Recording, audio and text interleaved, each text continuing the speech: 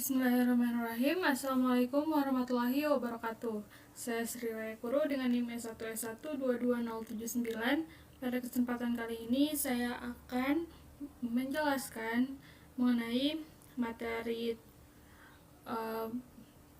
pengenalan pola Building Complex Models Using the Functional API. Nah, salah satu contoh non-sequential neural network itu adalah wide and deep neural network. Nah, untuk arsitektur neural network ini diperkenalkan pada 2016 papernya dari Hang Ze Cheng, di mana ini menghubungkan semua atau sebagian input langsung ke lapisan output, seperti yang ditunjukkan pada gambar 10-14 ini. Arsitektur memungkinkan jaringan saraf mempelajari pola mendalam dengan menggunakan jalur mendalam dan aturan sederhana atau melalui jalur pendek. Nah, jadi di sini ada dua jenis, yaitu deep dan wide. Nah, untuk yang wide itu dari input layer langsung ke kontak dan kemudian langsung ke output layer. Nah, untuk jalur yang deep itu input layer, kemudian melalui hidden layer 1, 2, kemudian ke kontak lalu ke output layer. Nah, sebaiknya MLP ini bisa memaksa semua data mengalir melalui tumpukan layer yang penuh. Oleh karena itu, pola sederhana pada data bisa saja terdistorsi oleh rangkaian transformasi ini. Nah, untuk membangun jaringan saraf itu untuk mengatasi masalah perumahan California, di sini ada kodenya, di mana input layer inputnya, kemudian hidden layer 1, hidden layer 2, kontak, output, kemudian diimplementasi modelnya dengan keras. Nah, untuk setiap baris kode ini, yang pertama yaitu kita perlu membuat objek input. Nah, ini adalah spesifikasi jenis input yang akan diterima model, termasuk shape dan data type-nya. Suatu model sebenarnya dapat memiliki beberapa masukan seperti yang akan segera kita buat. Nah, selanjutnya kita membuat dense layer dengan 30 neuron menggunakan fungsi aktivasi ReLU. Begitu dibuat, diperhatikan bahwa kita menyebutnya seperti fungsi dengan meneruskan input. Inilah sebabnya mengapa ini disebut API fungsional. Perlu diperhatikan juga bahwa kita hanya memberitahu keras bagaimana cara menghubungkan layer-layer tersebut belum ada data aktual yang diproses. Nah, kemudian kita membuat lapisan tersembunyi yang kedua atau hidden layer 2, dan sekali lagi kita menggunakannya sebagai fungsi, dan kita harus perhatikan bahwa meneruskan output dari lapisan tersembunyi pertama. Selanjutnya membuat concatenate layer, dan sekali lagi kita langsung menggunakan seperti fungsi untuk menggabungkan input dan output dari lapisan hidden layer kedua. Kita mungkin dapat lebih prefer ke keras layer concatenate function untuk menggabungkan input dan output ini. Fungsi yang membuat sebuah penggabungan lapisan dan langsung memanggilnya dengan masukan yang diberikan. Nah, lalu kita membuat lapisan keluaran atau output layer dengan satu neuron dan tanpa fungsi aktivasi, dan kita menyebutnya seperti fungsi dengan meneruskan hasil penggabungannya. Nah, yang terakhir kita membuat model keras untuk menentukan masukan dan keluaran mana yang akan digunakan. Setelah kita membangun model keras, semua persis seperti sebelumnya, tidak perlu mengulanginya. Dan di sini kita harus mengompilasi model, melatih, mengevaluasi, dan menggunakannya untuk membuat prediksi. Nah, tapi bagaimana jika kita ingin mengirim sebagian fitur melalui jalur lebar dan sebagian lagi mungkin tumpak tindih melalui jalur dalam? Nah, di sini kita bisa lihat di gambar 1015. Dalam kasus ini, salah satu solusinya itu menggunakan beberapa masukan. Misalnya, anggaplah kita ingin mengirim 5 fitur melalui jalur lebar, fitur 0 hingga 4, dan 6 fitur melalui jalur dalam, yaitu fitur 2 hingga fitur 7. Nah, untuk kodenya di sini cukup jelas. Kita harus menyebutkan setidaknya lapisan yang paling penting, terutama ketika modelnya menjadi sedikit rumit seperti ini. Dan kita harus perhatikan bahwa kita telah menentukan masukan, di mana masukan A atau B saat kita membuat model. Nah, sekarang kita dapat mengompilasi model seperti biasa, tetapi ketika kita memanggil feed method,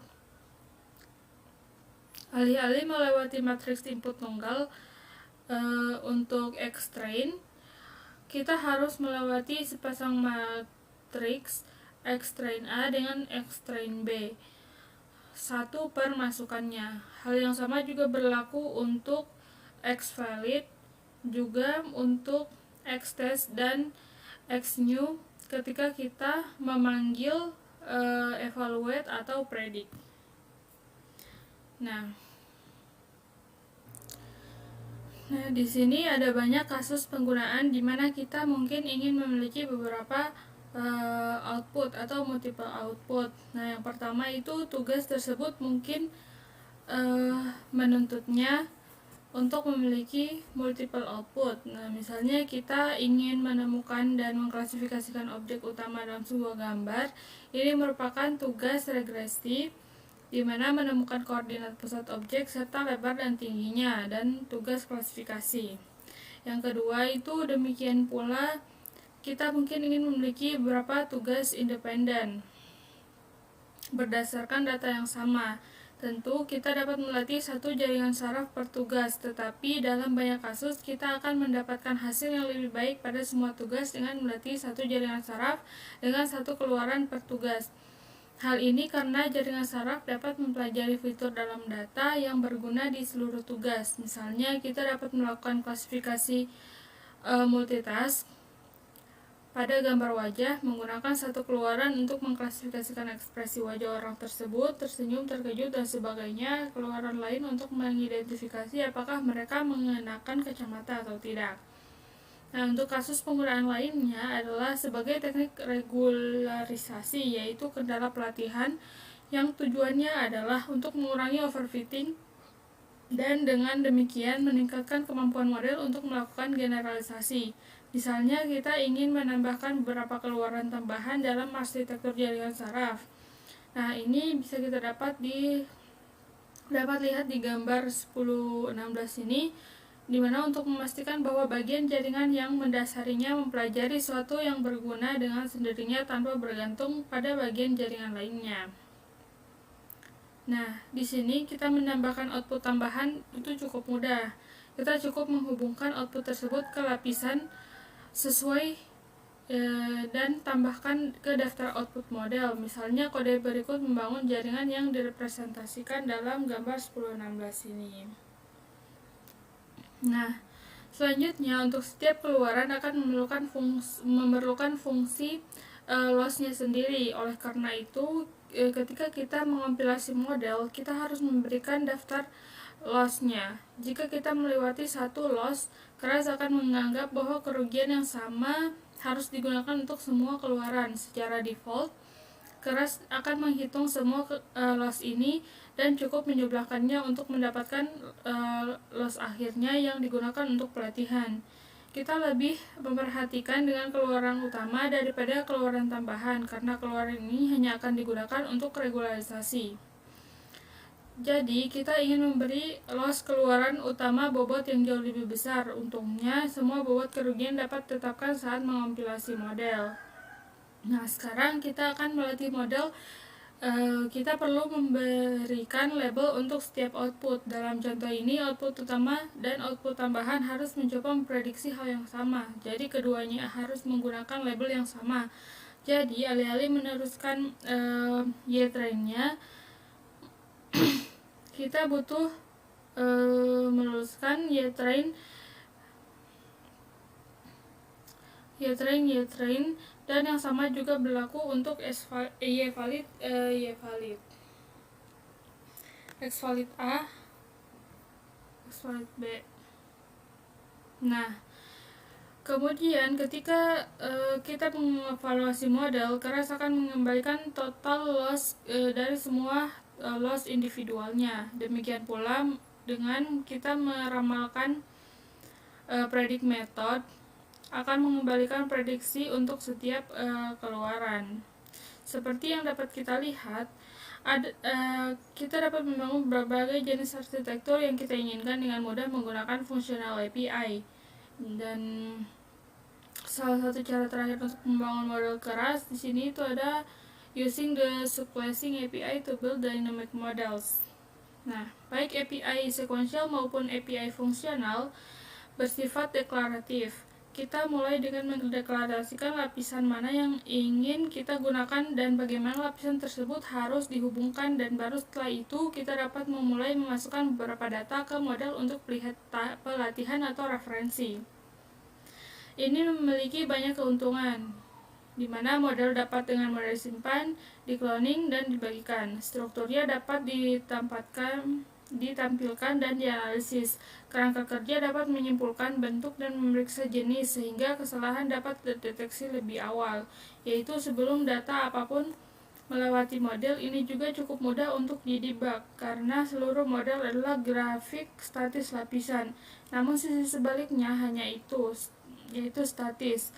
Beberapa model melibatkan loop, bentuk yang bervariasi, percabangan bersyarat, dan perilaku dinamis lainnya. Untuk kasus seperti itu, atau jika kita lebih suka gaya pemrograman yang lebih imperatif, API subclassing cocok untuk kita gunakan. Nah, di sini secara simpel, subclass dari model kelas ini membuat lapisan yang kita butuhkan dalam konstruktor dan digunakan untuk melakukan perhitungan yang kita inginkan di panggilan call method. Nah, misalnya membuat contoh berikut dengan wide and deep model class memberi kita model yang setara dengan model yang baru saja kita buat dengan fungsional API. Kita kemudian dapat mengompilasinya, mengevaluasinya, dan menggunakannya untuk membuat prediksi seperti yang kita lakukan tadi. Nah, untuk contoh ini sangat mirip dengan API fungsional, kecuali kita tidak perlu membuat input, kita hanya menggunakan pemasukan argumen untuk call method. Nah, dan kita pisahkan pembuatan layernya dalam konstruktor dari penggunaannya pada call method. Perbedaan besarnya adalah kita dapat melakukan apa saja yang kita inginkan untuk call methodnya. Untuk lingkaran, if statement, low level transfer operation, your imagination, itu limitnya kita. Hal ini menjadikan API yang hebat bagi para peneliti yang bereksperimen dengan ide-ide baru. Fleksibilitas tambahan ini memiliki konsekuensi arsitektur modelnya kita tersembunyi dalam call method, jadi keras tidak dapat dengan mudah memeriksanya, tidak dapat menyimpan atau mengcloning, dan ketika kita memanggil summary method, kita hanya akan mendapatkan daftar lapisan tanpa informasi apapun tentang cara lapisan-lapisan tersebut terhubung satu sama lain. Selain itu, keras tidak dapat memeriksa jenis dan bentuk terlebih dahulu dan lebih mudah untuk membuat kesalahan. Jadi, kecuali kita benar-benar membutuhkan fleksibilitas ekstra tersebut, kita mungkin sebaiknya tetap menggunakan API berurutan atau API fungsional. Nah, selanjutnya itu saving and restoring a model. Ketika kita menggunakan sequential API atau functional API, menyimpan model keras yang telah dilatih adalah cara yang mudah. Keras akan menggunakan format HDF5 untuk menyimpan arsitektur model termasuk setiap hyperparameter lapisan dan nilai semua hyperparameter model untuk setiap lapisannya, misalnya bobot dan bias koneksi. Ia juga menyimpan pengoptimal termasuk hyperparameter dan status apapun yang dimilikinya. Nah, biasanya kita akan memiliki strip yang melatih model dan menyimpannya salah satu dari beberapa script atau layanan web yang memuat model dan menggunakannya untuk membuat prediksi. Nah, di sini contohnya itu cara menyimpannya itu model, keras model, load model dengan my keras model H5. Nah, ini berfungsi saat menggunakan API sequential atau API fungsional, namun sayangnya tidak berfungsi saat menggunakan subclass model. Kita dapat menggunakan save weights dan load weights untuk menyimpan dan mengembalikan parameter model, tetapi kita harus menyimpan dan memulihkannya semuanya sendiri. Namun, bagaimana jika pelatihan berlangsung selama beberapa jam? Hal ini cukup umum terutama saat pelatihan pada kumpulan data besar. Dalam kasus ini, kita tidak hanya harus menyimpan model di akhir pelatihan, tapi juga menyimpan titik pemeriksaan secara berkala selama pelatihan untuk menghindari kehilangan semuanya jika komputer kita debug. Namun, bagaimana Anda dapat mengetahui fit model untuk menyimpan checkpoints-nya? Kita dapat menggunakan callbacks. Baik, untuk materi yang dapat saya jelaskan dari building complex model using functional API sampai ke saving and restoring model, cukup sekian. Mohon maaf bila ada kurang. Billahi taufiq wal hidayah. Wassalamualaikum warahmatullahi wabarakatuh.